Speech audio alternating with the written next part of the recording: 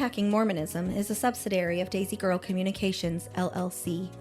All content herein is intended for educational purposes only and does not replace the advice or counsel of your personal care provider. Hello and welcome to Unpacking Mormonism and Other Religious Trauma.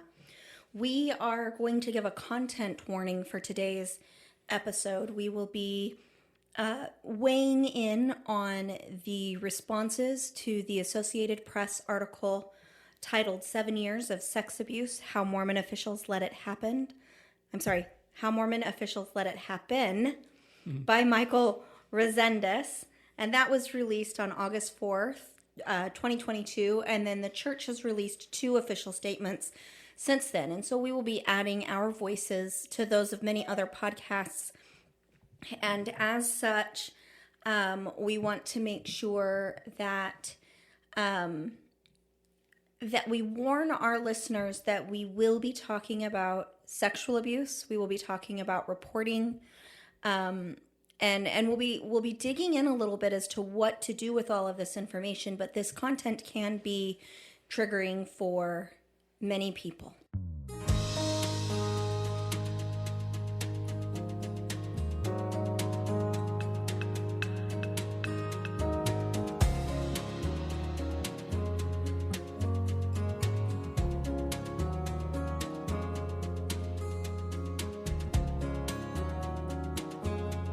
I'm angry.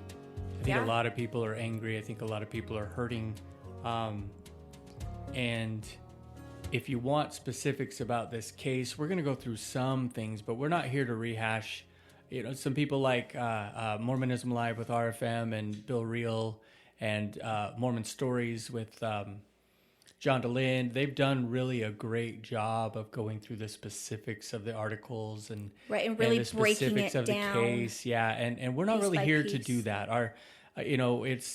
That's not our wheelhouse. Right, we're here to do trauma. We're here to look at the situation and go, what do we do with this trauma now? How do we find peace with it? Where do we go from here? Right. And so we've got hopefully some great information to share today that will kind of help with that. But we're ready to get going. I really appreciate that you brought up we're here to do trauma. We're not here to create trauma. We are here to respond to the trauma. We are here to make it happen. Well, and one of the things that's interesting is, we're going to dig in to the victims and the trauma of having, number one, being sexually abused, not having that reported, having it ongoing. We're going to dig into that. But on a much grander scale, anybody who is involved in working through this and reading these responses and listening to these podcasts, there's a level of trauma. When we talk about trauma in mental health, we have our big T traumas is kind of what we've nicknamed it. And big T traumas, people tend to look at those things as rape, as a major car accident, as combat zone. Right. Those would be those big T traumas. But then we have, a spectrum or a continuum here in trauma. And little T traumas could be something much more simple, like I fell off my bike when I was 3 and I skinned my knees, or I read or heard something that made me really angry and my amygdala got activated and I went into survival mode and I wasn't able to come out of that. And the challenge with those is that oftentimes those micro traumas, chronic and over a long period of time, can have just as negative an impact as the big T traumas, and oftentimes an even bigger impact because we tend to minimize and brush them off and say, oh yeah, that doesn't actually bother me. And so one of the things I'd like to do here today... Or not even recognize them. Right, or not recognize that, hey, I am having a trauma response. We talked about the amygdala, right? People having that response and not even really recognizing I'm having an amygdala response. There's some stuff we'll talk about later that probably falls into that category. Right. But because we tend to minimize those micro traumas, they don't get resolved as much. And then I also want to make sure I clarify that just because you have an amygdala response does not mean that that is trauma. Sure, right. What absolutely. I can say is our amygdala is always activated in some way when there is trauma, but our amygdala can also be activated when there is not trauma. So I want to make sure that we thank you. that we clarify that's a good comparison and clarification for us to remember as we go through this. Right. Trauma really comes when we are unable to have resolution to certain stimuli. And at its very worst, we talk about the development of post-traumatic stress disorder, complex post-traumatic stress disorder. There's something that we call betrayal trauma for those who are victims of marital affairs. There might be some betrayal post-traumatic stress disorder. So this is a big topic. We're not going to tackle all of it today, but our goal is to talk about the trauma response that you may be having, whether you are a victim of sexual assault yourself, whether you're a first responder, whether you've been a bishop, a member of the Mormon Church, you're outside of the Mormon Church, you've been a lawyer against the Mormon Church or protecting the Mormon Church or whatnot. This is a big, ugly trauma that's unfolding right before our eyes right now. Yes, it is. So I'd really, Mason, like to start. We said we were going to echo a little bit what was done with John DeLynn and over at Mormon Stories and with Bill Reel and RFM at Mormonism Live. And our reason for doing that is to set the tone of our experience. So our intention today is we're going to echo the concerns of others. We'd like to add our voice to those concerns. But we also want to talk to you about what can you do? What can the church do? Where's our call to action? And so I think giving you a little bit of history about who we are within the church when it comes to these types of issues, that will be a very helpful place to start. And hopefully we won't get too up on our soapboxes, so that way we can get this content through today. We got the soapboxes out on rough draft number 1, right? Yes. This is a re-recording because our first one was mostly just a repeat of what everybody else did, and we walked away and said that's not unpacking Mormonism. That's not our podcast. So we're doing a do-over. This is a do-over. Do-overs are good. Alrighty. So Mason, my question for you, our first question for today is, how much training did you get when you were called to be the bishop to handle child abuse? So great question, right? I think that unless you've been a bishop, unless you've been in that situation, you wouldn't have the first clue how much training we get. And maybe we'd assume that there's a lot. And the reality is there's not much at all. I don't feel like I got any training about how to handle abuse or how to handle even difficult situations. I have a handbook, of course, and that's a valuable resource, but I don't feel like I got very much training at all. Okay, so there was like no specific how to respond to abuse or anything like that while you were in your service as a bishop? Not that I was aware of. Now, I've become aware recently of some training that apparently was available, like as in videos or something that you could watch, but I don't recall any of that at that time. Okay. And then what about domestic violence or any form of abuse? Not specific to child abuse, but what about domestic violence or familial conflict or anything? Did you receive any kind of training for that? No, and even, I'm expected to be able to help counsel people, and not just through spiritual struggles, but through normal, like, familial troubles. And I didn't get any training on that, at least not from the church. I got a little bit from my wife, which was very helpful. As I and I studied some, I read a couple of books that were helpful in that process. But sometimes even then, just a little bit of knowledge actually makes you even worse because you think you understand a situation, right, but in reality, you don't understand a situation. You start to throw out some of the pearls that maybe have helped you in your life and don't realize how those can affect somebody poorly.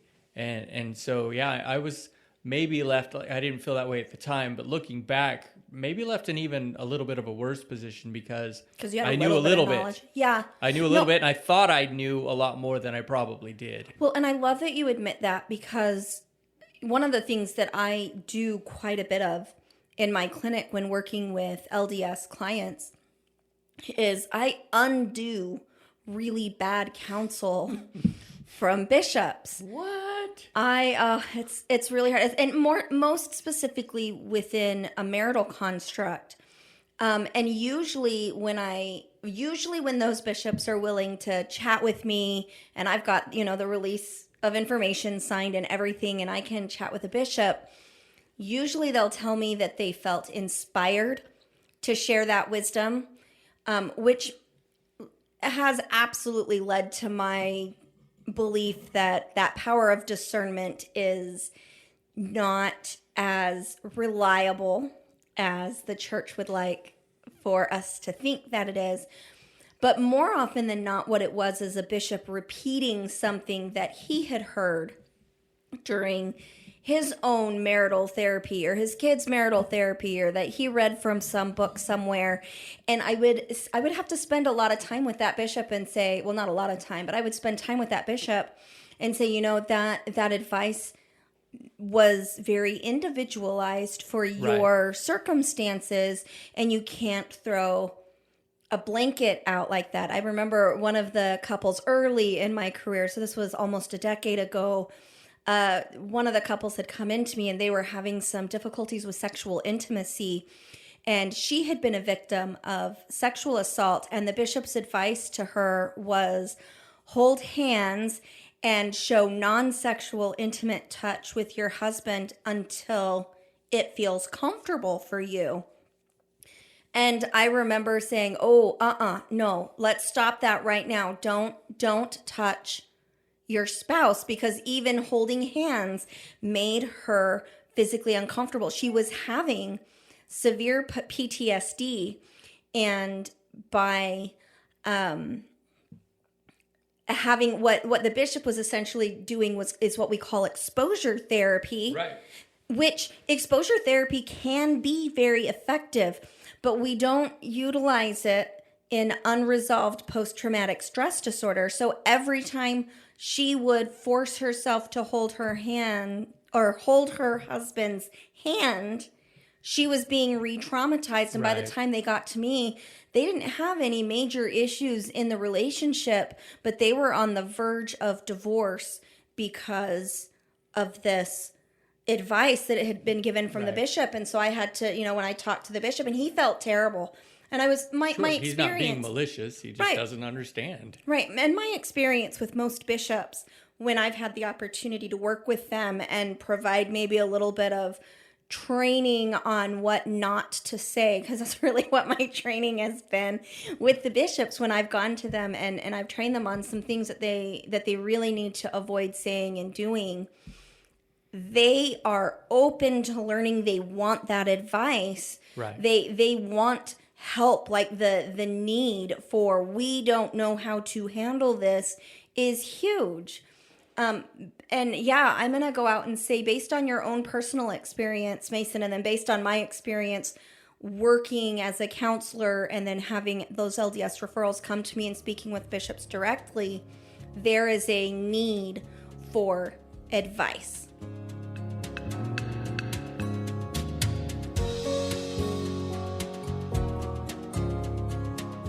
So, Mason, would you be willing to share an experience that you had that we talked about in our planning meeting? Yeah, of course. So, just a personal experience as a bishop. We'll call him Chad and we'll call her Tori. Not their real names. Really, I didn't become aware of the particulars of this until recently when I posted something about abuse, and she reached out to us. She posted and then she took it down pretty quickly. I'm grateful that you got a picture of what she wrote so that I could read it and reach out to her individually.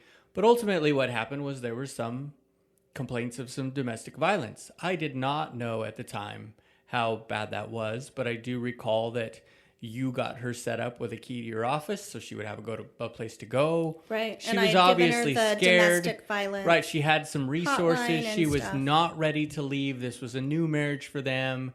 And shortly after this, she actually ended up pregnant. So there's a lot of drama going on there, a lot of struggles for them. And I wasn't aware of most of it. They came and they talked to me. I counseled them the best that I knew how. Really, the struggle came in that later on down the road, Chad and I kind of befriended each other. We went and played racquetball, and I just didn't know at the time how much that hurt her.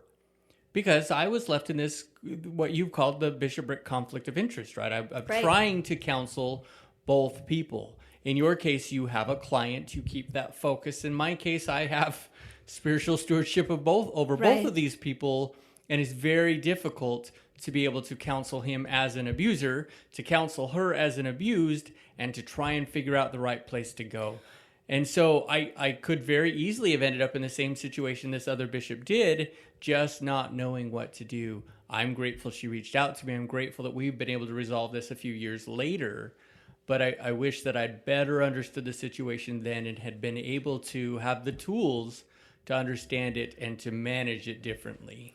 Right. Well, and what you're talking about is that when you left that calling as bishop, you thought that you had handled it well. Right. Because the I outcome thought it was had resolved. been, Yes. right. You Yeah. had no idea that you had even hurt Tori No. by engaging with her husband. And one of the things that you and I have talked about is, within Mormonism, because of those law of chastity rules, and I mean, they've got Sure. such structure. I can't just go hang out with her. It's like, hey, let's go to the movies. Right, Right. and That so doesn't work. Inevitably, what happens when a couple comes to the bishop is that the male counterpart of that relationship, whether the male is the victim or the perpetrator, tends to get befriended on a more intimate level or whatever. Intimate Right. might be the wrong word to use And here. if I'm going to find her the same kind of support, now we're talking about disclosures. Now we're talking about confidentiality. I've got to decide, do I need to ask her? Can I tell somebody about this? And then they've got to decide, and it's a Right. sensitive issue, and what do you tell? And so it's a real struggle because me, like most bishops, I believe, we're good people. We're Right. trying to do the best for people, but we just don't oftentimes have the tools to manage it appropriately. Right. And, it might have been better at that point in time for me to say, hey, look, you guys need help. And I seem to recall saying, hey, you guys need to get a counselor. You need to work through this because I'm not a marriage Right. counselor. I don't know how to do this. Well, and I'm glad that you did that because, again, Right. I'm not afraid to punt when I know we don't have the tools. The problem Right. is, like I said earlier, sometimes you think you have the tools, Right. but you've got a busted up screwdriver or you've got a hammer with no claw on it or whatever, right? You think you've got a good tool, but in reality you don't have the tool that you think Mason you the have. handyman That's coming right. out. That's right. Give Give me the chance, I will that's a mess this good- project up. Yes, I will. That's a great. Or I or I'll wasn't put going to it go together. into mess the project up rather than go, oh, shoot, I'm in too deep. Time to hire a professional or it's Right. going to cost me Right. thousands of dollars more than Right. I had bargained for this. Well, and one of the differences about this story of, who we're calling Tori and Chad is that it was a situation of domestic violence between spouses, not child abuse. Right. And the reporting laws are completely different Right. in that case. Whereas what we're talking about in Arizona was what I would consider very clearly reportable in pretty much Sure. all 50 Sure. states. I know there's some states that say that you can't, but I think based on what came out of the Associated Press article, it sounds like both bishops actually, the stake leadership and the church had enough information that in any of the 50 states of the United States, reporting could have been done. So I want to talk. Right. I want to talk a little bit about what I do because I am a mandated reporter because I'm a Right. licensed professional counselor. I hold a license in more than one state. And so one of those things is I have to be aware of the reporting laws for the state in which I hold the license.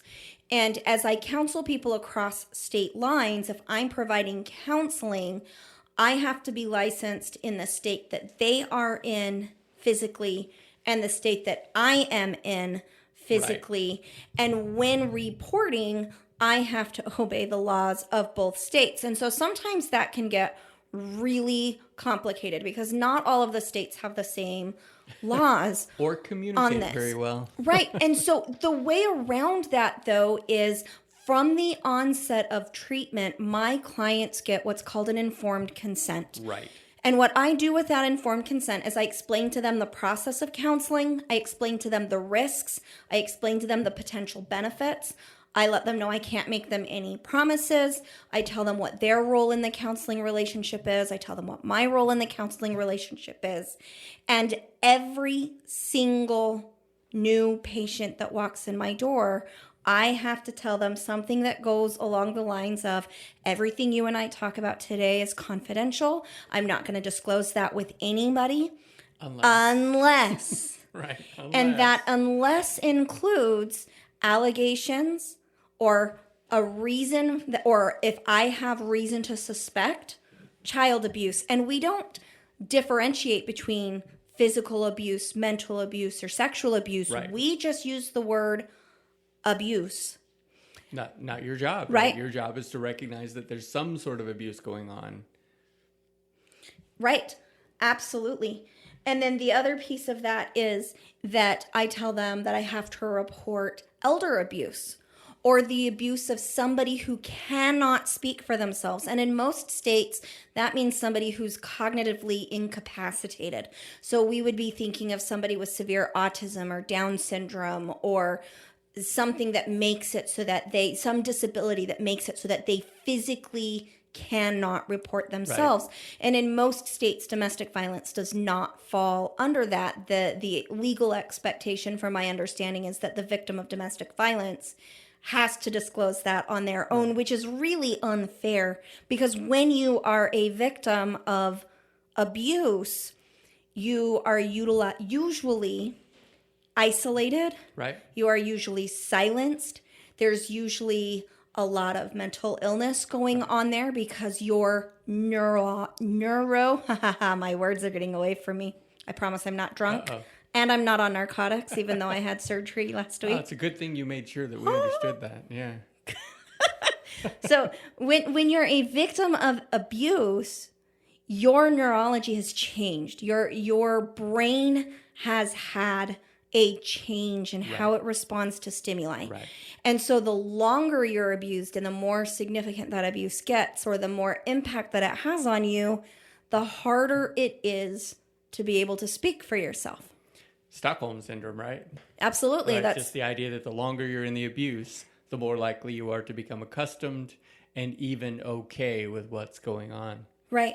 Yeah. And if you're talking about domestic abuse, now you're talking about children, right? Now you're talking about all kinds of other things come into this. And so, it becomes very difficult. My book that is, as of right now, set to release in the spring, woohoo, is about the bonds, the relationship bonds that are created in trauma. Yeah.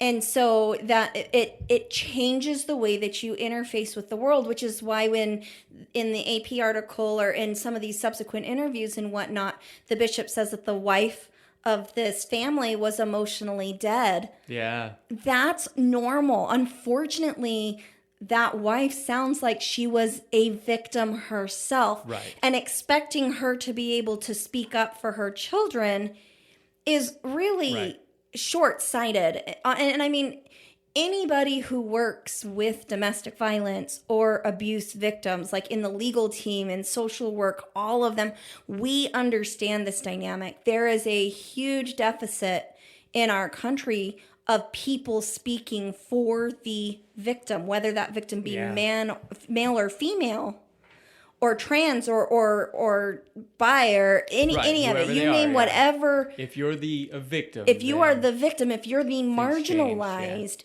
having your voice heard is incredibly difficult. Yeah. I think and you correct me if I'm wrong, but it feels like that's a good segue into talking about what you would get for an abuse report versus what the legal So report I'm going to hold was. off on that. Let me finish with some of these other counselor terms. See, once again, I was wrong. I know you're going ahead of the story. It's because we plan it all out. So you already know where we're going. You know, though, Mason, good lead in. And I so appreciate you keeping me on track. All right, so awesome. in 5 minutes, I'm going to do that lead in again. Music keep break, us moving music along. break. Keep Keep us moving going. along, Sarah. Okay, so some of the challenges that come for bishops when they are counseling victims of abuse is that there's something that we in my field in counseling that we call a conflict of interest. So when I take a family or I'm counseling somebody that's from an abuse situation, I don't mix them up, especially in the beginning. So meaning I'm not going to see the victim and the perpetrator at the same time. We are going to separate them, and I'm going to see one and another provider is going to see another. The other piece of this is that I'm not going to hang out with them outside of office hours. Right. They're going to come for their counseling session. They're going to go home. If I run into them at the grocery store or something, I'm going to act like I don't know them. And you inform them of all of that. And right? I inform them of this and that. I'm not here to be your friend. Right. I'm here to be your counselor. Well, a lot of people like to say that counselors are like the friend that they pay. Right. But yes, we're not going to be going to dinner together. Right. We're not going to be hanging out. This is not a social friendship. Yes. And so, Mason, in your case, you talk about, Chad and I then went and played racquetball, and I played racquetball, for recreation, for workout, and also to hopefully be a mentor to him. And that ended up hurting Tori, who then felt like, hey, my bishop is like hanging out and having a great time. And unfortunately, in true abuser fashion, that relationship you shared with the abuser, he utilized that against her to say, well, the bishop, thinks I'm okay, and the bishop hangs out with me, and the bishop this, and he ended up utilizing that relationship as a tool or another form of mental and emotional abuse against Tori. Whether or not that relationship, my relationship with Chad, actually undermined the relationship with me and Tori, it sort of would have felt that way. Right. Yeah. Well, and even if you weren't saying those things to Chad, the fact that he went home, she has no way. And that's something that in counseling we avoid. And in a Mormon congregation, when you've got a bishop that is supposed to be counseling the perpetrator and the victim, you're inevitably going to have conflicts of interest and dual relationships because of the nature of that religious environment. In fact, there's going to be a lot of times where I'm going to focus on the perpetrator because my job is to help people with the process of repentance. The victim doesn't have anything to repent of, quote unquote, repent of. And so they get lost in the weeds. They get lost, hopefully we're providing support to them too. But yes, my job as the bishop is to work with the repenter. And so that would naturally lead me to the person who is causing the problems, not the person who really needs support. Right. And so I'm going to say these things, these conflicts of interest, dual relationships, are something that we also call bias, which in the episode, Mason, what number? The Mormonism Live 89, episode 89, where they addressed this. Yes. One of the things that they shared was that a little clip from Dallin H. Oaks about it's the bishop's job to discern, use their spiritual discernment to determine whether or not the victim is being honest and if the abuse even happened. We call that bias. In my field, my job is not to decide who's telling the truth and who's not telling the truth. That is not my role as a counselor. That is not the role of bishops because abusers are good at manipulating the situation. Like if you look at the people with the most victims, they're normally not the quirky weirdo in the corner. Ted Bundy, right? Ted Bundy was like, everybody considered him so charismatic. And he killed, dozens and dozens of women, and people had no idea. Right. So, yeah, absolutely. So, and there's psychological powers that work. It's if I'm abusing somebody and I'm getting a rise out of fooling people, I'm gonna be really good at fooling people, and there's subtleties going on in our psyche that if you feel like you can overly trust somebody, that might be a red flag that something's not right. Sure. And so again, in my informed consent, I avoid these relationships. So my first call to action for the Mormon Church is you claim you're there for the victims. I would say based on the findings of the AP article and the absolutely lousy response, the official response coming from the church's newsroom to that AP article, is that you aren't doing that. And one thing that the church could do differently, and something that I think the members of the Mormon Church could do to get this, is to eliminate this conflict of interest and these dual relationships. And the way that you do that is you're going to have to step outside of the bounds of the bishop has jurisdiction over a specific geographical area unless you get first presidency approval. You're going to need to challenge that. If you've got abuse, domestic violence, child abuse, or any of that type of thing going on in your unit, you need outside resources. Now, my recommendation is refer that out to mental health counselors, refer that out to the reporting agencies within the community. Right. But whatever you do, let's find a way to eliminate the conflict of interest.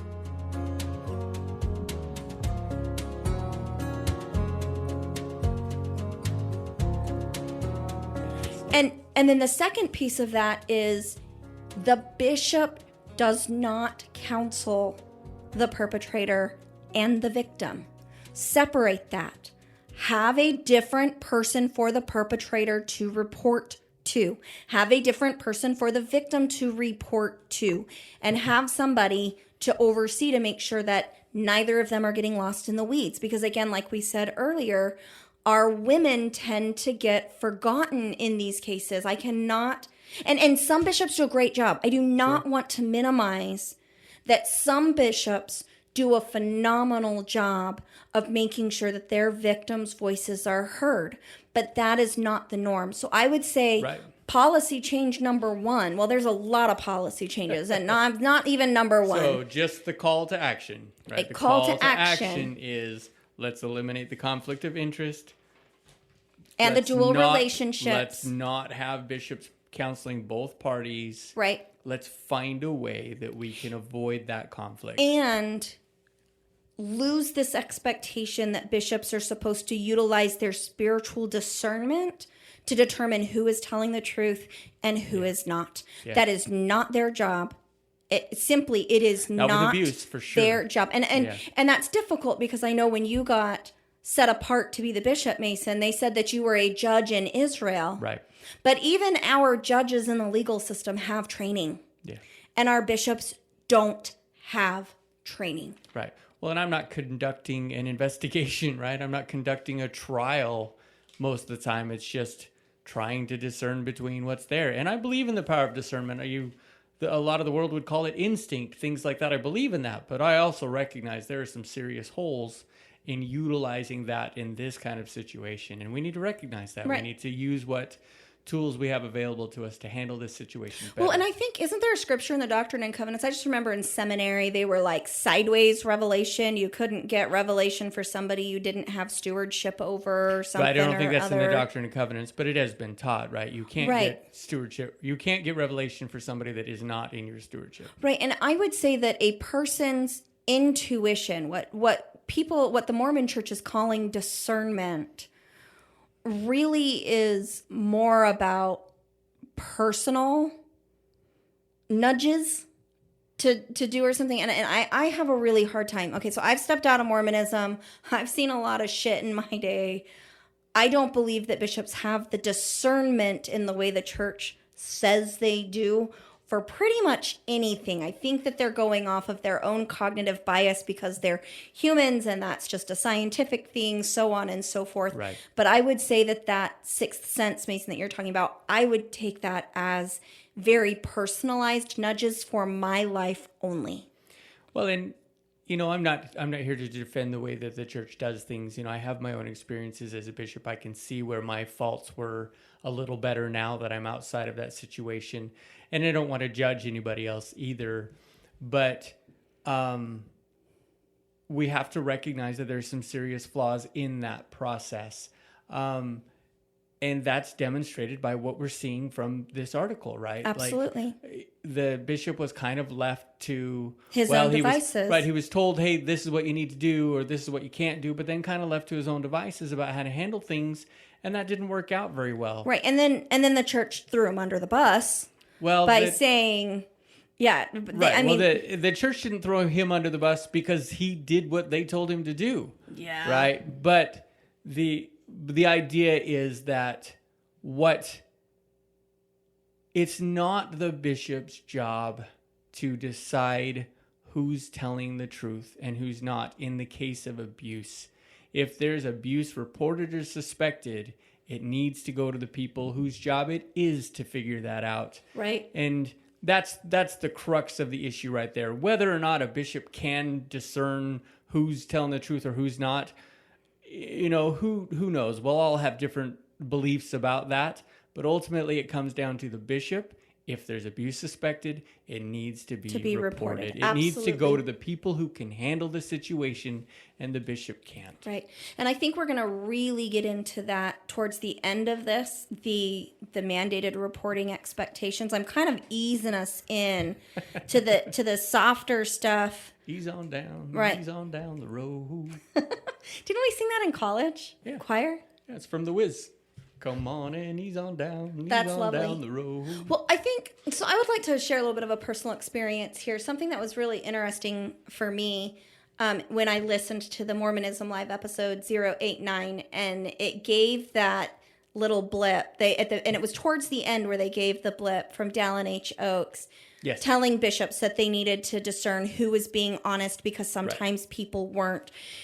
And my that they insights, shouldn't report unless they were 100% sure. Yeah, that's total he bullshit. He didn't say 100%, but he said unless you were sure, right? You shouldn't be reporting, and that's not okay either. So and it really shed some light on some things in my own personal life because I've talked on here about me being a victim of emotional abuse, right, and whatnot growing up. But I have grown up in an environment where my father never believes the victim. He always believes the perpetrator. And it actually destroyed our relationship and was the final straw for me to say, I'm not having contact with my parents anymore because my dad's best friend, Mel Hansen, he's in jail, Utah prison, right? And I believe he was charged with 3 counts of aggravated sexual assault, which is of a minor, which is worse than rape, of a minor, yeah, right. And the challenge is I know enough about the system to know that to get that type of a charge to stick, you have physical evidence, right? It's tough. It is hard to get child sex abuse charges to stick in the first place. And if you're going to get that charge of aggravated sexual assault, it means you have physical evidence. Right. And when both of my parents said, oh, well, he took the plea bargain to save his family the challenges of a trial, and it really didn't happen the way that the victim said, and the victim is, prone to exaggeration, and we know that because she drinks now. I was just like, are you effing kidding me? Right. I got to keep this clean because I put on the podcast. This is a clean podcast. But my brain almost exploded, and seeing that attitude has been bred into them from, that was, I believe, Dallin Oaks's snippet that they gave was in the late 90s, was just disgusting to me because what that does is it silences the victim. And so again, a call to action, and this is, you don't have to be in Mormon leadership for this. If you suspect abuse, report it. Yeah, tell somebody. There are people in charge of that. And where the church is getting away with this, in this oh, well, you don't have to report, are in those states where they give clergy discretion. Right. And that call to action, that one that we're saying is the big one, is, hey, Mormon church, you need to make it very clear in your responses Your official response is you need to come out and say our policy has changed in any state where the clergy is allowed to report suspected abuse or reports of abuse. Our policy is to report. Right. If they would make that distinction and say, I mean, even if they still refuse to take accountability for how bad they effed this up in Arizona and West Virginia and Argentina and all of these other cases that have been coming out over the last several decades, if they would come out and say, we can see that our policy isn't working, right, this is our new policy, it would go a long way for us being able to trust them. It's funny too, I had this thought when you said that your parents' response was, well, she's drinking, she's prone to exaggeration. It's funny because it's almost like they obviously don't understand how this works. Right, they don't understand trauma. They flipped it. So obviously her drinking led to her exaggeration, not her abuse led to her drinking, right? Which is the normal thing that happens. Right. If somebody struggles with substance abuse of any kind, it's almost always related to some sort of trauma. And so for them to just flip that around and blame the victim because they're drinking, obviously they're terrible, she's a terrible person, and not go, no, she's hurting. She's hurting. And this is how she's numbing that pain, and she needs her voice heard, not silenced. Right, and she needs to be believed. Yes. Yeah, she needs to be believed. Like, even if she is exaggerating, okay, so she exaggerated some details, she needs to be heard. Well, she needs to be believed, and she needs to be able to deal with the trauma that happened. Right, but we've got to be really cautious with that, because when we're like, oh, the victim is exaggerating, I'm sorry, but the way a victim experiences abuse versus the way a perpetrator experiences abuse, there's a huge difference there. Absolutely. And I have found in my field that if I am, if I've got a client that is prone to exaggerating, like I know that when I was younger, I was prone to exaggerating. Right. Let's figure out, let's dig into what's going on. Yes. I can say almost always in my clinic, if somebody is exaggerating, it's because they're not feeling heard. They're not feeling seen. They're not getting the attention that they need. And we're not talking like that whole, oh, they're just doing this for attention bullshit. No, people need attention. They need that. And when their brain doesn't get it, they will have a response that gets that attention, because negative attention is better than no attention. Right. And if you want to shut up the exaggeration, you don't say you're exaggerating, shut up. You say you delve in, like you look for understanding what's going on here. And I think you said that. For me, it's about understanding, right? We said this in the very first episode. It's about understanding someone. Right. And so when it comes to abuse like this, it's not my job. It's not your job. Excuse me. It's to figure out who's telling the truth. Right. It is about, this person is telling me that there's some abuse going on. I need to get this to the person who can figure it out. Right. I need to get this to the experts who have as much knowledge as we know how to have at this point to get to the bottom of this story. And I think the one addition I'd like to add there is that we're punting the situation. We're not punting the person.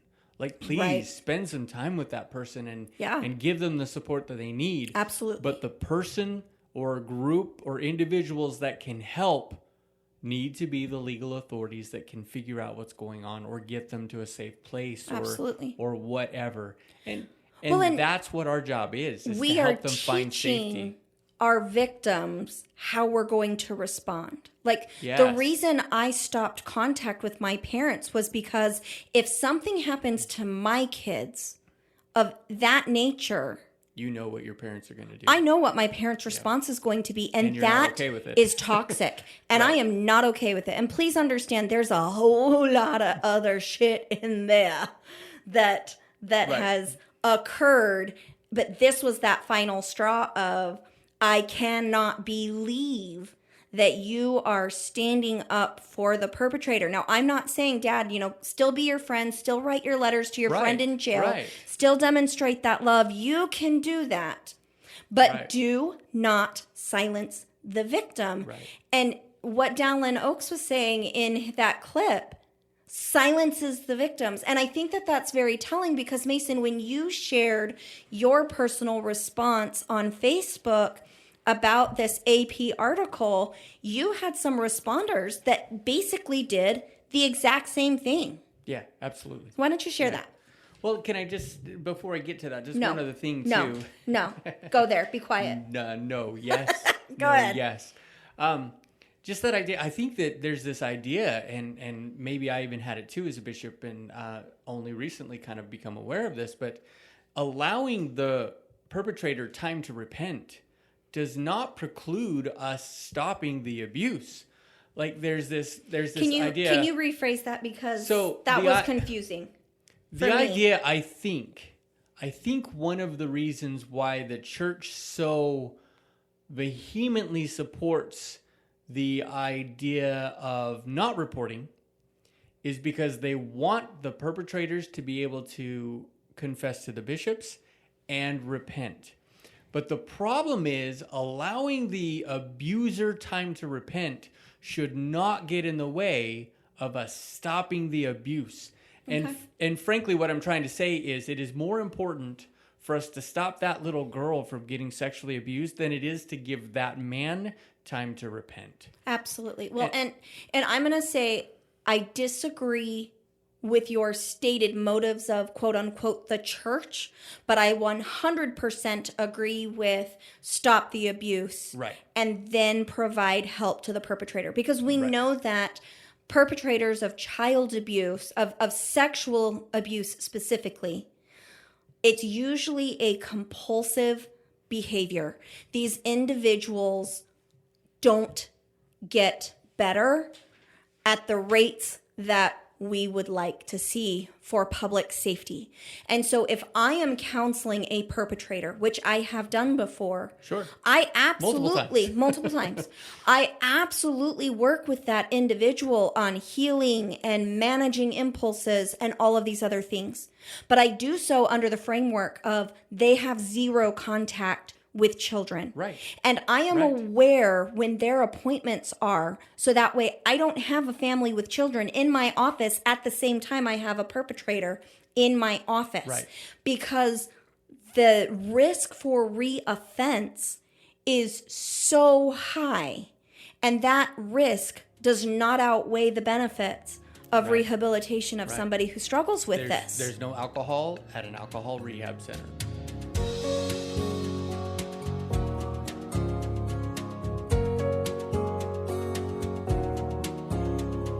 Right. We do not serve alcohol at AA for a reason, and they counsel you to stay out of bars and away from the alcohol. There is a reason for that. There is a reason that food addiction is usually much harder to overcome than drug addiction, because you can't stay away from food. You have to have it. And so, yes, in this case, I would agree with the end statement, Mason, that getting the victim safe has to be priority number one. And we're going to jump into that after you share your Facebook experience of this, of this silencing and deflecting of the argument that I'd like you to bring out. But I do disagree with your motives of and the church. Right? I think that could be a motive of an individual bishop where that might get in the way.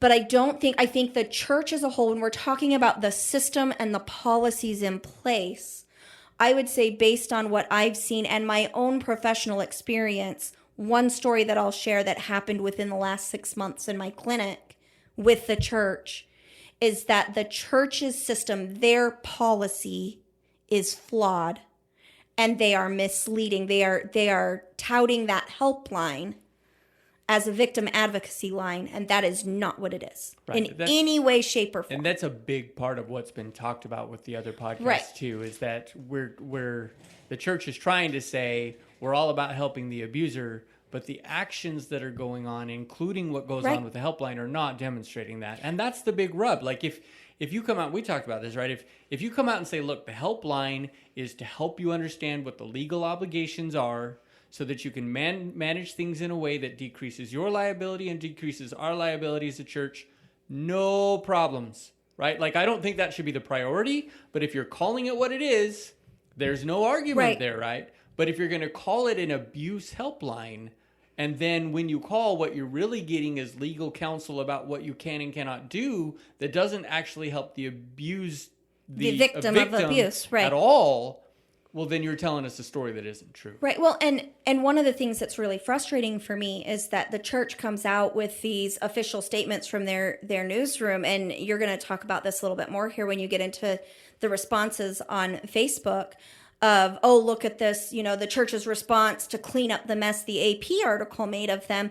And my thing is, what they didn't say in their official response is more telling than what they did say in that official response. And what they did not do was take accountability. What they did do was use a psychological mind control trick of, we know that the people who are members of the church trust us as an organization. We're going to put into this legal speak with some fancy twists on words that don't actually address what we're being accused of in order to psychologically soothe you. We're going to discredit the AP article and say they are misrepresenting us, when I went through that and looked at the evidence that was just available to me, from that source and from other sources. From that source and from other sources. And I'm going, actually, I think the AP article represented their case quite well, but the church didn't respond to that. They just discredited that and said, we love our victims. And then the Facebook response, so many people saying, oh, we had a talk and relief society, I think it was like Under Broken Wing or something recently, that the church comes out and says, we don't tolerate abuse in any form.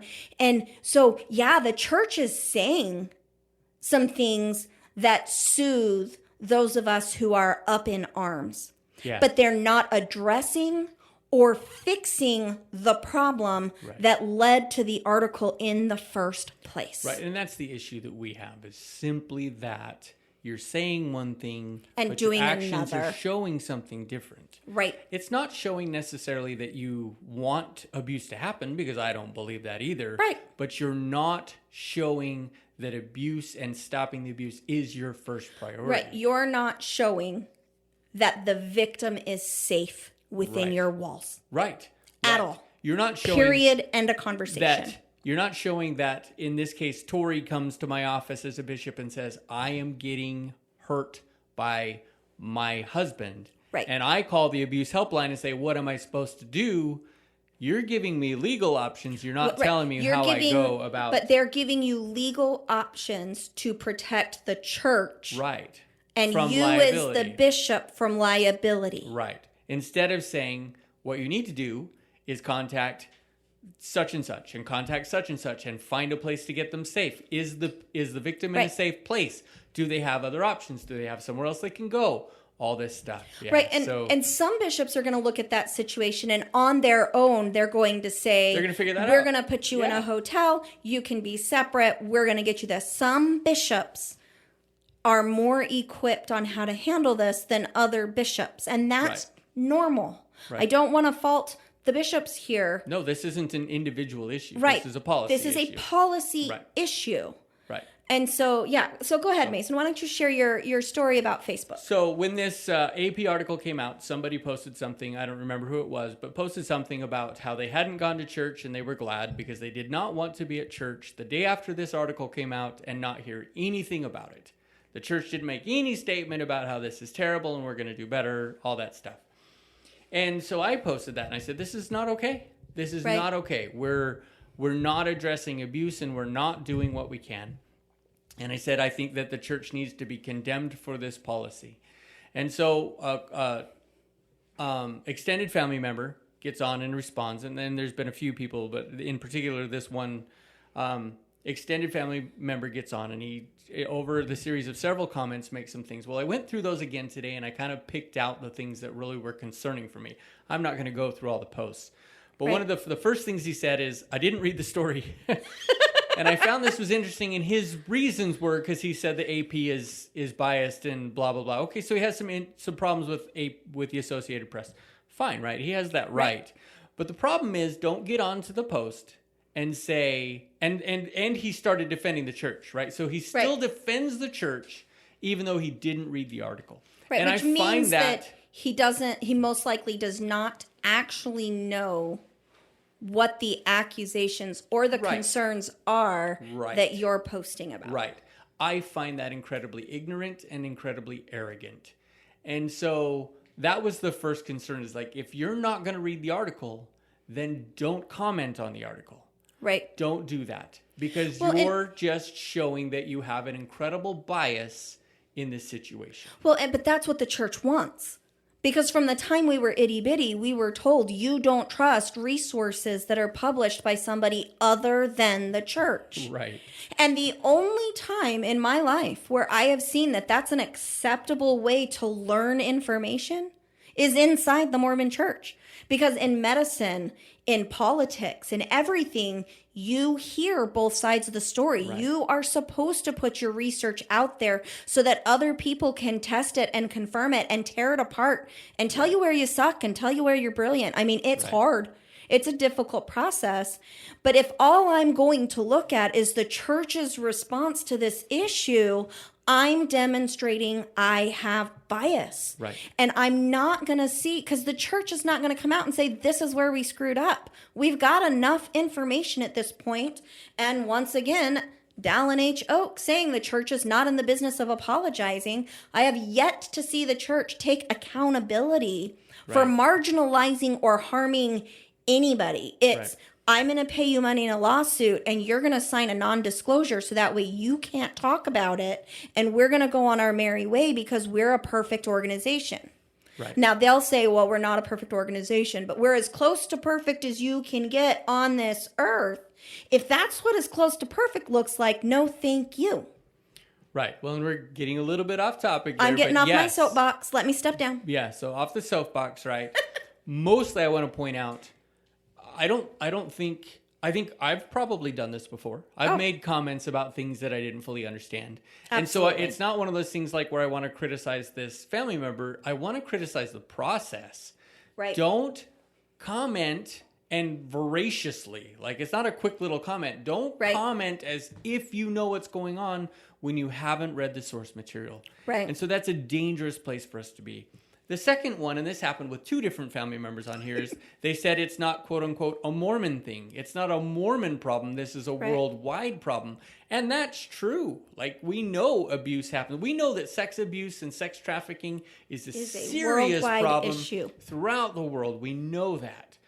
But what that is it's a deflection, it's a distraction. I think you called it a flight response. Oh, yeah, it's absolutely a And maybe you can flight kind of response. explain what you mean by that. Well, so one of the things, Mason, that you're going to continue to illustrate is that the individuals that you're talking about and their response to the article was to minimize, distract, and point out where people had done things good. You know, it's this one bishop that I know of, or the bishop that I'm serving in, they reported and now somebody's in jail because of that. But what that does, it's an escape thing. It's the information is so uncomfortable for me that I'm going to ignore it. Right. And I'm going to use all of this distraction mechanism so that way I can run away and hide. Right. I'm going to deflect.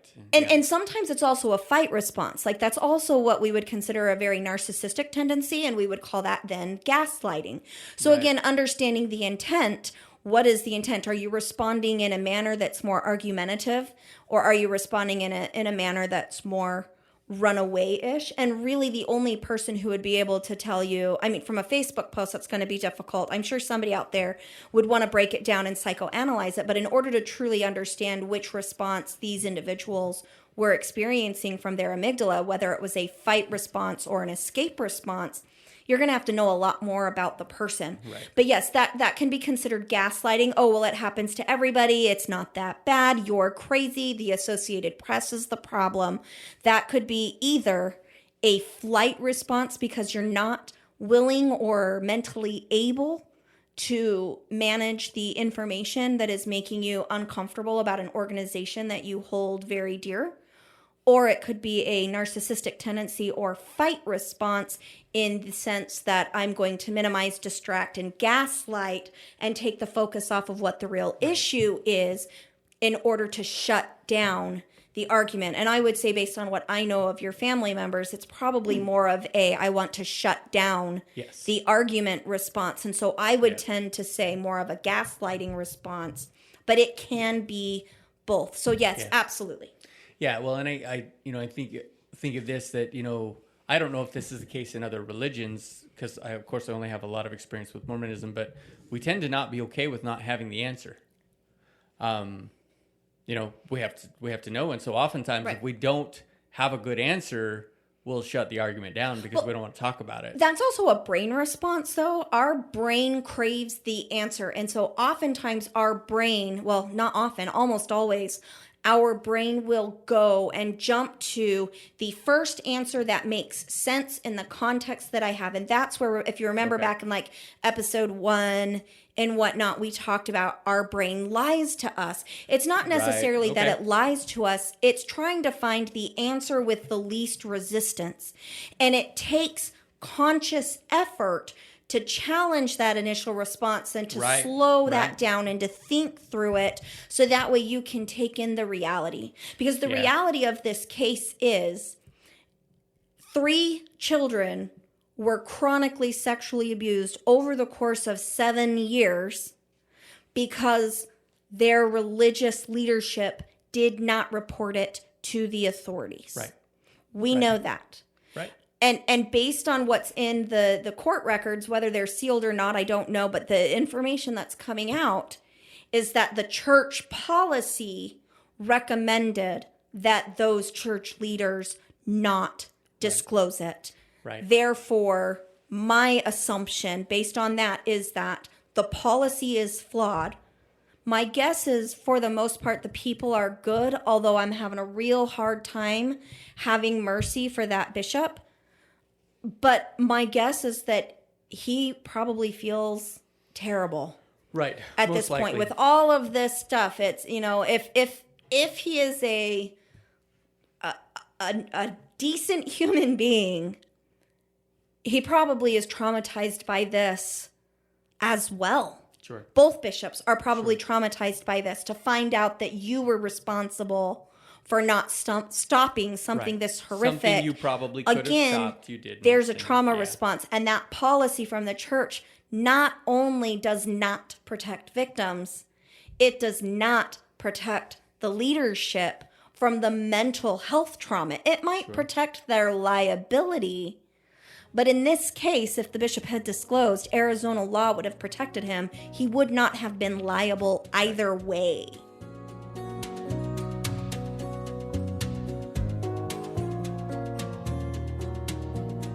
So coming back to that, because we've talked about that a little bit, but coming back to that, you sound like you're lecturing me. Are you lecturing me? Maybe just a little bit. No, all right, not at all. But I just want to get back to where we're absolutely. at. Go ahead. Because we're angry, right? We don't want to get onto these diatribes of this is not okay when we've really processed that already. And we've said that we weren't going to rehash what everybody else did, because it's been done, and we want a different purpose. We don't want to just make conjecture. We want to be able to look at what's going on.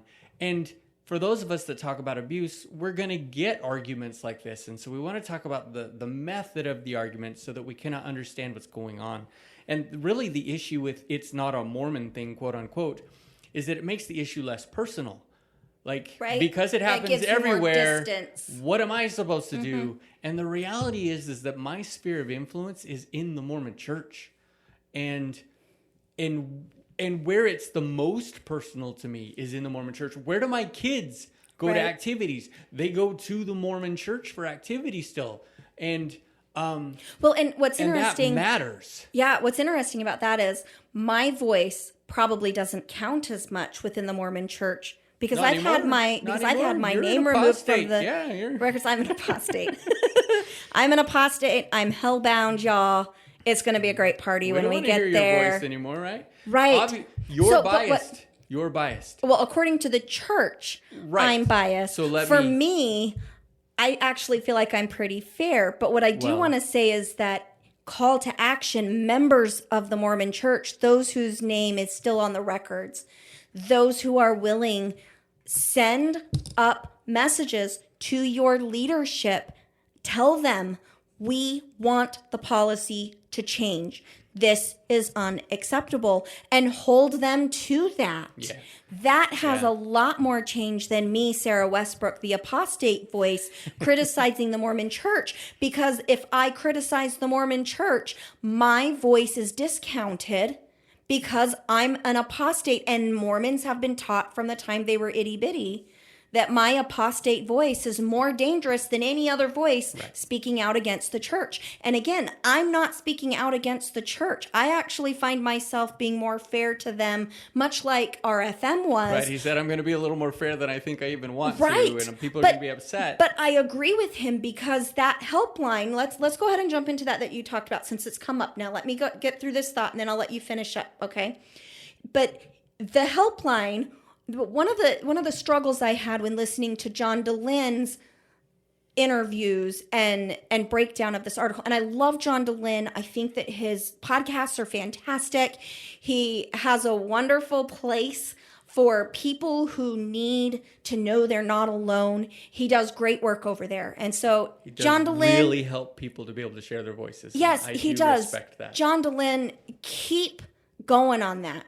Where I'm going to give John a little constructive criticism here is I felt like his constant coming back to the helpline not being for the victims was a bit inflammatory. And the reason I feel that way is when they broke down that intake form that is, the first form that I guess they utilize when they call the helpline, that's then destroyed at the end of the day, which is super fishy that they're destroying it at the end of the day, but that's for another day. Absolutely. Right, that's for another day. But that form is a very basic legal form. Yeah. That phone number is not a victims advocacy hotline. And so again, a call to action, Mormon church, call your helpline what it is. It is the legal line. Change your policy so that in a state where you are allowed to report, you report. Where you are allowed to use discretion, report. Where you're not allowed to use, when you're not allowed, in those few states where you are not allowed to report, you better sure as heck get curious about other ways that you can get around that legally, because there are loopholes built into all of those laws. If it's not in a confessional, but you happen to go by to check on them and then you report, hey, I'm all for it. You report. Get those victims safe. Yeah. And in that case, hang on, I'm on my soapbox. I'm not getting off. Step aside. If Mason's giving y'all should see Mason's look. He's giving me this look like, you told me not to do this and now you're doing it. We said no soapboxes. So I'm on a soapbox. Okay. It's a short soapbox.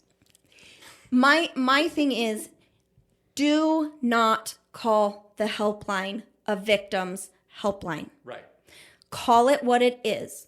This is the legal arm of the church. If, Mormon church, you want to have a victim's helpline, you need to detach that from your legal arm completely. Right. Like, they should not be the same number, they should not be the same building, and you should not be calling the attorneys. Right. Either that or utilize the victim helplines that are already in place in your community. Those individuals are trained to respond appropriately. They will get those reports to the right people. Use them. Maybe Mormon church, you could use some of your God knows how many $1 billion to pay for that. That would be a good faith gesture. Sure. To help the victims. Make protocols, put protocols in line so that bishops know I'm going to report if I am allowed to in any way in my state. And then I'm going to call the legal line and let them know this happened and I reported. Or if they call the line first, the legal line first, report and then call back and get that information. Take care of the victims first. Yes. Then protect your liability. Yes. Because there's not very many judges out there that are going to punish somebody. I mean, in my decade of a career and all of the attorneys that I've worked with, I don't think I've ever heard of a case where the reporter got held liable when they were reporting suspected abuse, because the only thing that's illegal is reporting out of malice. Right. And even and RFM and I'm off my soapbox. RFM and Bill Reel went over that. They're like, in the Arizona law, it says that you're immune to prosecution. And so some of it is about understanding. But part of that call to action, a lot of states also have it so that it's completely anonymous. You put the report in, and that is sealed, so nobody will ever know who reported it. Right. Who reported it. And fine. And then the other piece of that call to action is, if you live in a state where they say you can't report, well, how about a little change there, right? We can work towards change. Right. We can recognize that this is not, most of us were ignorant of this until a few days ago, right? A few weeks ago, a few weeks ago, a few weeks ago, right? Where most of us were ignorant of this. I certainly didn't know it. And so now that you know, let's make a plan. Let's make some change. Let's fight for the victim to be, to have what they need. Well, and I love that, because the Mormon Church is constantly encouraging their members to get involved in politics. Right. This is a great cause. If you live in a state where clergy has the ability to not report imminent, violent, serious sexual abuse, advocate in your state. Let's get that changed. That is definitely something that you can do to make change in this country and but in the world. Truly in the world. And so to add to this, this idea of John DeLynn kind of going a little bit inflammatory about this report, just kind of recognize from the beginning that, for instance, I'm medical. So if I were to sit down and go and compare an ED, an emergency department intake form, to an operating room intake form, I might go, if I'm looking at the ED form and going, and comparing it as an operating room form, and go, this is stupid. I don't need to know that. I don't know. Why are we asking? What? I'm going to be able to tear that form to bits because it's not in the proper context. And it's important for them to recognize that too. You could have started with, this is a legal form, and I'm not happy about that. It's supposed to be an abuse hotline, but all I'm seeing is a legal form. Well, let's talk about that. Let's get angry about that so we can fix it. But let's not belabor the point that this is the wrong kind of form. Well, and I want to make it abundantly clear. I will step up and join John DeLynn on any soapbox on this subject any day. Because abuse is not okay. Because it's a voice to make change. Yes. Where I feel that we need to make things clear is that was a legal intake. Let's call it what it is. And instead of telling the church to switch their hotline around, how about we just have them name it appropriately and then put new policies in place that actually do what they claim to be doing. I want the Mormon church to freaking practice what they preach. That's what I'm saying. At the end of the day, I want the Mormon church to actually protect the victims. If you say it's an abuse hotline, let's make it an abuse hotline. And if you're calling a lawyer that represents the church, as RFM said, that lawyer represents the church. Just like if I am treating the perpetrator in my clinic, I'm treating the perpetrator.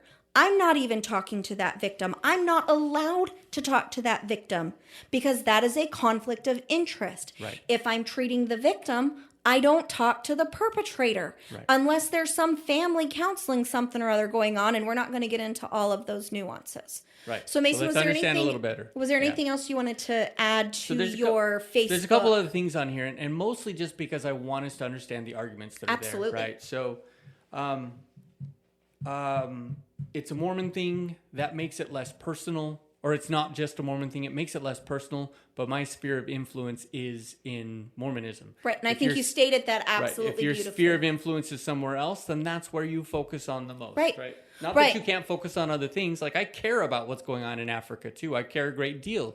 But I don't have any influence there. Well, and my voice for the Catholic Church to have change wasn't that's not my sphere of influence because I'm not Catholic. And if what I say here can influence it, cool, right? I'm expanding maybe my sphere of influence, but I still have a small one. This one just kind of made me laugh. But he said, that attacking Mormonism or Christianity is a win for communism. It's kind of like a conspiracy. Kind of like a conspiracy theory thing, right? But yeah, it just made me laugh. I feel like I just time hopped to the Cold War. Well, and Woo! it's very polarized thinking. It was almost like he was saying either I defend the church completely or I'm attacking it and supporting Satan. And that's just not the case. Like the church, no organization I know of is perfect on this earth. And so if I recognize in an organization that I care about or that people close to me care about, if I recognize that they're doing something that is causing harm to someone, I absolutely am going to stand up and say, that's not okay. Right. And it doesn't make me a communist. And it doesn't attack or destroy Christianity. In fact, it's making it better. Again, so we're not going to go into this in this podcast, but and maybe we need to do a whole podcast on it in the future, but conspiracy theories and individuals who really align their thinking with conspiracy theories, there's a lot of defense mechanisms going on there. It comes from a specific place psychologically. So, I can laugh at, if we are criticizing the church and asking them to do better on this thing. We're definitely not communists there. It's just, it's funny, but it's also, I think it was on the Mormon Stories podcast where they talked about the church has a history of being anti-government. Yeah. And I can, I get it. Yeah. There's been a lot of amends made. Come on, let's move forward as things have gotten better and whatnot. Let's we'll be soft on there and we'll cover all that history stuff on another day. But in this case, the government has what the church doesn't. The government has systems in place, and they may not be perfect, and they definitely don't catch everything, but they are much better than anything the church has when it comes to protecting victims of abuse. So let's trust the government on at least some things. Come on, we can do this.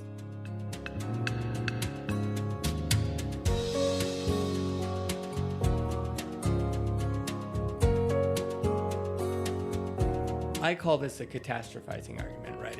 You're taking the extremes in a situation and trying to shut down the argument in the other situation, and it's just not healthy. So don't catastrophize.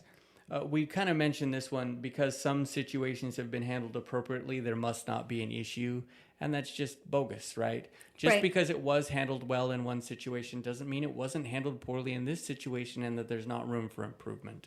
Right. So that's huge because basically it says, well, this one or two bishops or 20 bishops or whatever did it right.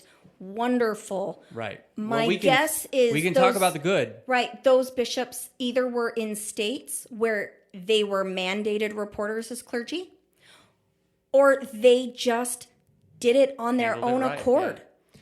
Right. So if you're going to talk about the good, fine, that's great. But maybe we should talk about the good in the reference of or the context of what did they do to manage that situation appropriately? How did they handle it differently? Did they follow the policy? Right. Did they not follow the policy? And when your family member referenced this bishop that did it correctly, what he said was the bishop reported. Right. And that's all we're asking is make it policy to report. Right. Absolutely. Exactly. Yeah. So that's kind of an issue there. Like I don't have any problems with focusing on the good, but it doesn't trump the bad. Right. Then we have to focus on both. The next one is the victim mindset. Lots of different people have talked about this one a lot, but the idea that the AP or the Associated Press must be attacking the church, that the AP article was not fair to the church. It comes back to that victim mindset. And in this case, again, this person hadn't even read the article. And we talked about that, when we read the article, it seemed actually pretty fair. It's called a persecution complex. Yes. Yeah. And it's something that I've noticed that Mormons struggle with, in that anything that's said that goes against their religion, they feel attacked. Yeah. And there's a huge difference between constructive criticism and attacking. Sure. There's a difference there. But yes, I can say that. And it's also, unfortunately, again, it's a little bit culty in the sense that constantly saying, well, you're attacking me and therefore I have to get defensive and protect myself. And that, the AP article was just out to make the church look bad, or this is just Satan at work. Or really what that does is it shuts down our ability to say, whoa, let's learn from this. We screwed this up. What can we do differently? Yeah, and so I wouldn't call that a victim mindset. It's a persecution complex, yeah. But a persecution complex, because victims, when we say victim complex or victim mindset, that's just not super great. You're right. Today. You said the right word. So, and the last piece that I put on here is that he asked this question: why would the church do that? That doesn't make sense. Why would the church tell them not to report? It doesn't make sense. And the problem with the statement is that because it doesn't make sense to you, you're automatically assuming that it must not be true. There's no investigation. There's no seeking to understand. Because you're immediately writing it off as if it didn't happen, instead of going, wait, this happened? Mm-hmm. Okay, let me investigate this. Holy crap, that did happen. Oh my gosh, why did this happen? And then you kind of go down this path and you end up where a lot of us are going, oh, that is not okay. Instead of immediately going in, it goes along with the not believing the victim part too, right? Right. Instead of getting curious, you immediately say, that doesn't make sense. The church would never do that. It's another form of silencing. That doesn't make any sense to me. It can't be true. I'm not even going to pay attention to it. I'm not even going to pay attention because obviously Satan's involved in this one. And so mostly I wanted to call attention to the fact, because this was just my one experience, just one Facebook thing. One Facebook post with comments. But I've had these kind of things happen before on these kinds of issues. And so I wanted to call attention to them because they're the kind of arguments that are meant to silence an argument. They're the kind of statements that are meant to silence an argument rather than to create curiosity and understanding. And so if you find yourself in a situation where either you're talking to somebody doing that or you're doing that, because I've ended up in that situation too, it's time for us, if we recognize them, it's time for us to step back and go, why am I doing this? You called it out for me, I think on the first or second episode, where you said, are you defending the church? Or are you defending yourself? And it's a good question for us to step back and go, okay, not only and there's no right or wrong answer but what there. am I doing? Yeah. That's not a question that's meant to say, well, I'm defending this because they need it. That's not what it is. It's to get, like you said, it's to get curious about it. Because I want to understand myself better, and I want you to understand yourself better, and I want the listener to understand yourself better so that we can manage these situations better. Because if we can approach them from a different perspective, we'll get a lot farther in trying to accomplish. If we go to the street corner and we just rant, oh my gosh, they did this, that might not accomplish what you want. But if you can approach it a different way, then it being at the street corner and saying, hey, this happened, is a great way to get awareness. Right. And when you have this happen, you can say, wow, that doesn't sound like my church. That bothers me. I'm having a hard time believing that this came from the church. Maybe it was a couple of bad eggs in the legal office of the church. Who knows? I don't think that's what it is based on the broad sweep of these issues. One of the things that I had said, I've heard a lot of times, well, this was just an isolated thing. And no, there's quite a bit more. And I would like to speak from my own personal experience. Within the last 12 months, I had an experience where an LDS client came to me. They disclosed abuse. They told me that they had shared that with their bishop, that the bishop had called the legal arm of the church, and that the church had told them that they didn't have to report it, and so they were not going to, but that they were going to help pay for counseling. So they came to me, and they were helping to pay for those counseling sessions, and of course, I'm a mandated reporter, and so I reported. Well, what was really interesting was when that client came back the next week, they said, we told the bishop that you reported, and the bishop called the legal arm back, and legal told them that now that you had reported, they needed to report. Right. That is a legal maneuver. Yeah, that's about decreasing liability. Right. And why did the church respond the way that it did? Because it was doing lawyer stuff. Yeah. And lawyers have a very valuable job in our society. And I'll echo RFM. They're not a very liked profession until you need one. I agree with that. I also agree with RFM and want to echo what he said in the sense that that helpline represents the church. Yeah. Who is that helpline's client? It's the church, churches. They're going to do whatever they think is They best to are help the church. protecting themselves, Yeah. and that is their job.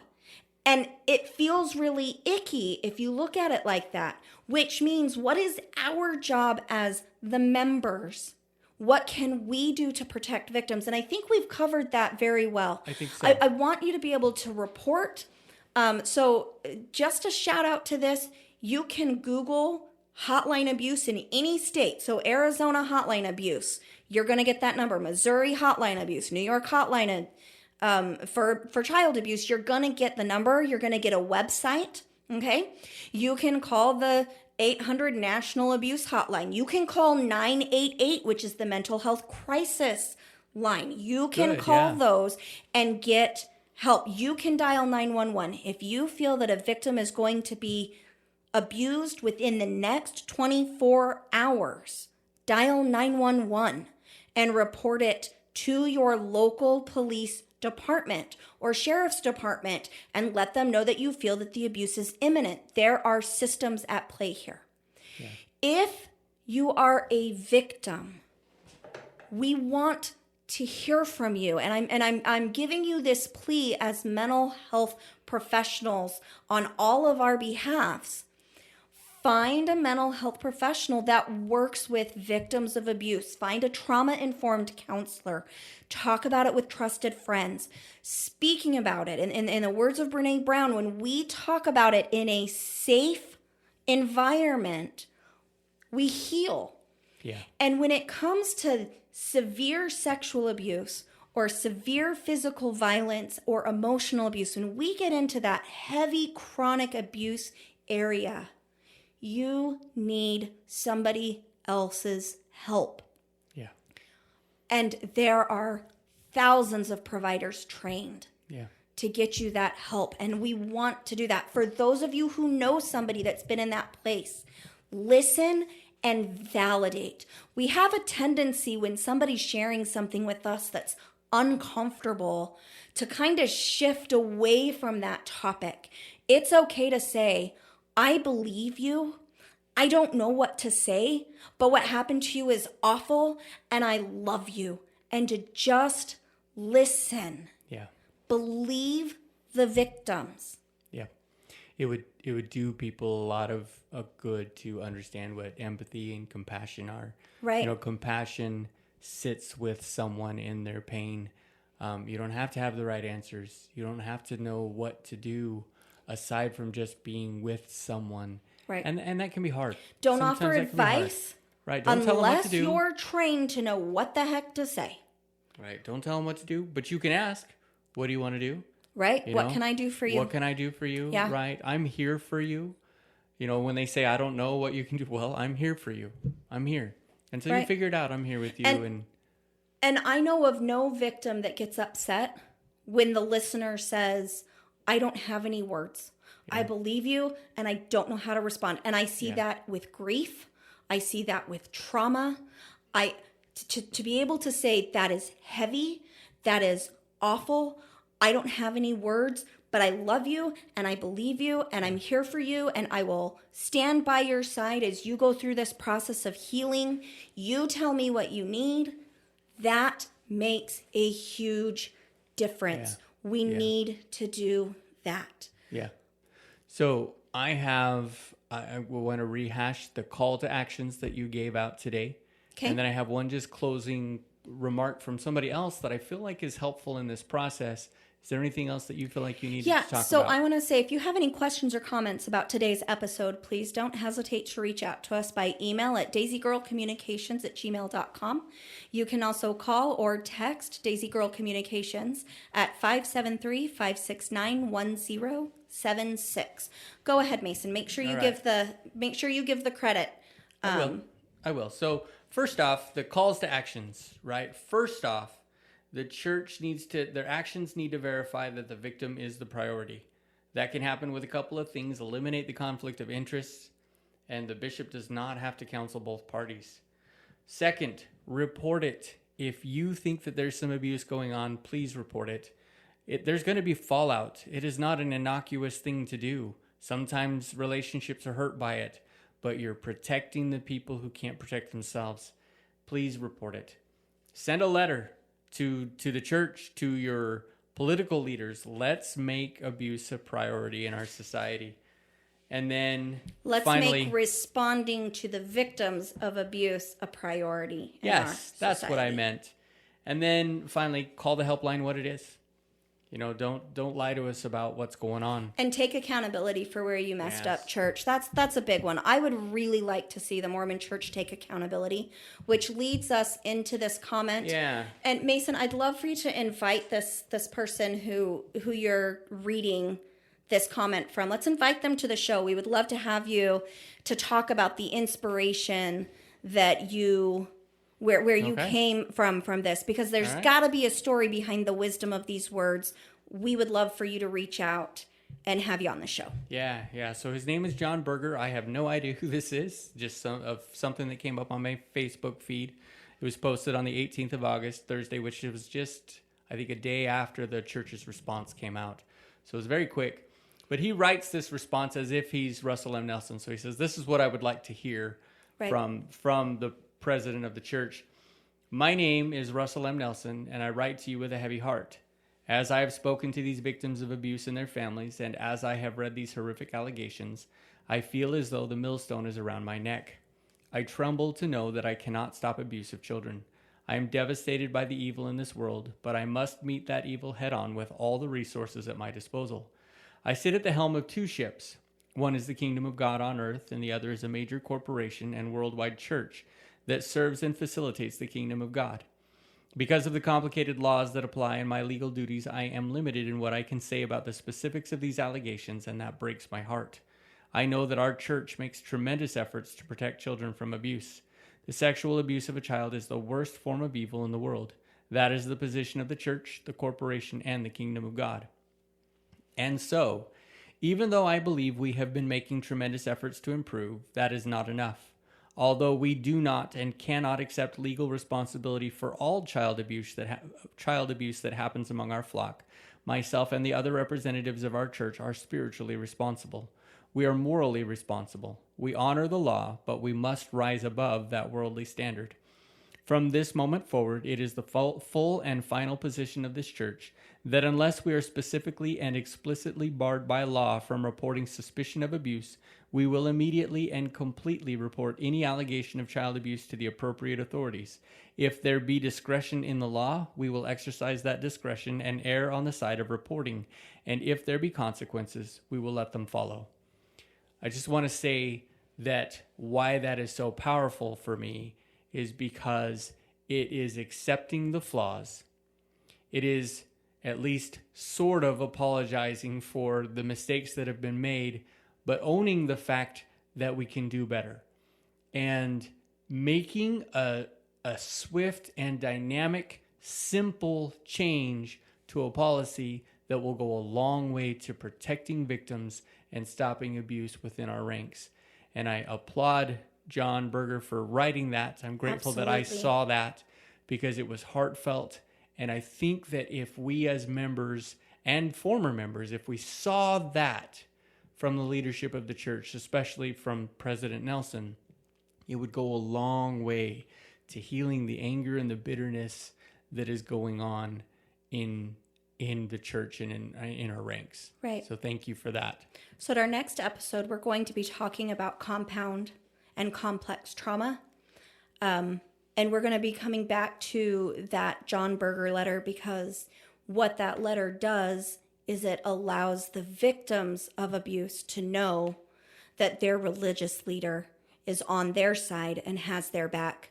Because right now, victims everywhere feel like they don't have the church on their side. And unfortunately, I think it's because they don't. So our next episode will be covering compound trauma, as well as the 4 pillars of wellness. We can't wait to see you. Thanks so much.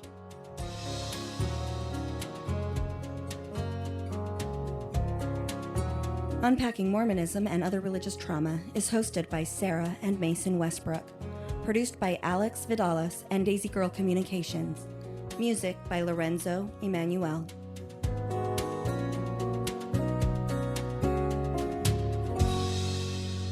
We can offer, if you reach out to us, we can offer you a referral for a counselor in your area. Please do so by emailing us at daisygirlcommunications@gmail.com, and we will absolutely help you find a resource.